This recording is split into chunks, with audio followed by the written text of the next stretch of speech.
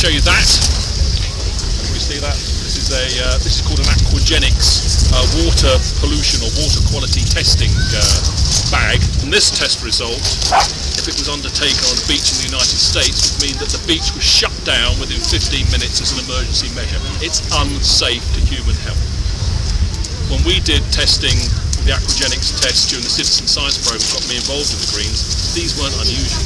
Not just here on this West Beach, down at Tankerton, and I have to say even worse in Herne Bay and around the Hamptons.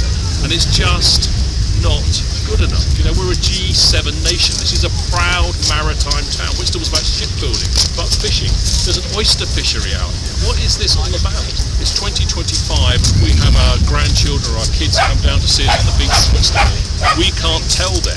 We can't tell them is it safe for them to have a paddle or a swim in the sea.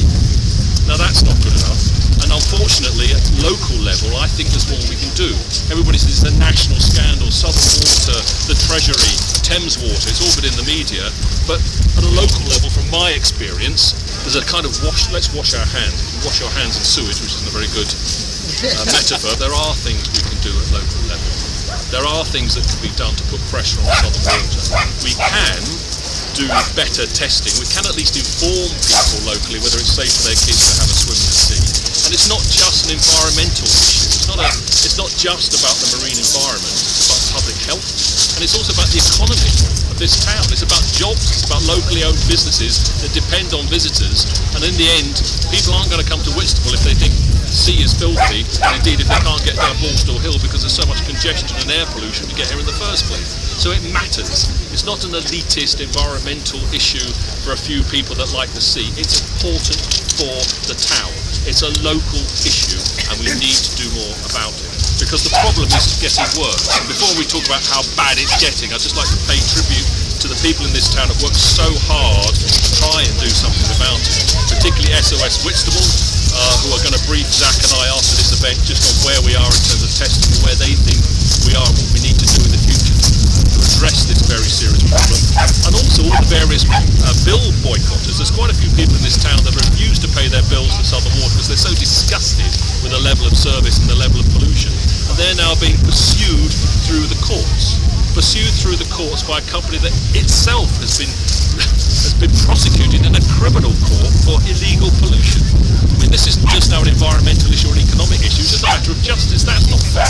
It's not fair. This is Whitstable, a proud town, people trying to do the right thing, and we need to do something about it. Southern Water was responsible for 29,494 sewage discharges across England in 2023. That was up nearly double from the year before. This isn't getting better. This isn't getting worse. This is getting worse, much, much worse. We're protesting, we're doing bill payment boycotts, and we're taking action. We're writing to councillors, we're writing to MPs, and it's just getting worse. We need to know exactly how much sewage is being discharged and when, not just time and duration of spills. They're not spills, they're huge discharges. We need to have adequate testing, warning and advice on bathing water quality for water users. No more large-scale luxury housing developments until there are legally binding guarantees from Southern Water that they can cope with the wastewater runoff.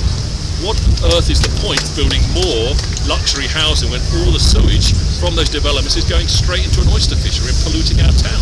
It doesn't make sense. Councillors on the planning committee were under tremendous pressure, despite a brilliant speech from Claire about the impact of this 220 home development and a massive tarmac car park on water pollution and on the environmental integrity of Whitstable. It still got through. It still got through because the advice they received was, it's not our problem. It's the Environment Agency's problem.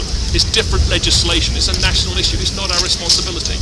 Well, it is our responsibility because we represent the people of Whitstable, and this is a serious problem and we need to get it addressed. This is Whitstable. It's a very special place. It's a place very dear to my heart, and I really hope you can help us with this campaign to get as many green councillors into Kent County Council as possible, so we address not just sewage pollution, but the traffic, the injustice, and various other things which just need some green input. So thank you very much for coming today. Look forward to meeting SOS Whitstable and hearing what they've got to say. And thank you very much for all your help in the previous campaign too. Thank you.